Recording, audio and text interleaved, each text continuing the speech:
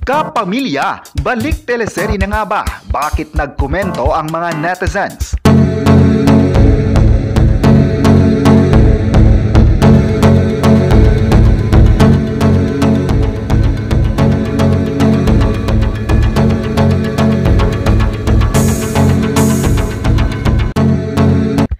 Nagparamdam muli sa social media ang dalawang bigating artist ng Kapamilya Network na sina Janela Salvador at Jane De Leon. Sa kanilang TikTok live, hindi nakaligtas sa komento ng netizens ang dalawa na sinabing gusto nilang gagawa ng series mula sa TV.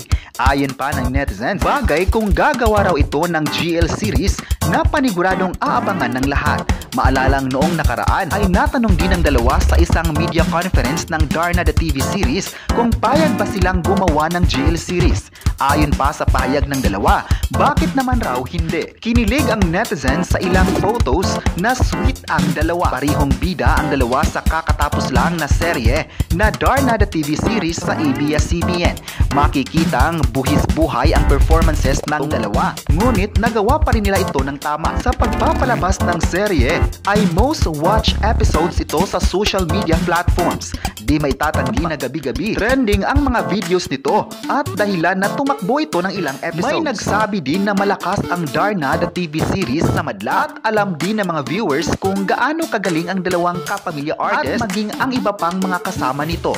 Ayon pa ng netizens, excited na sila sa paparating na proyekto ng dalawa. Sana raw matutuloy na ito.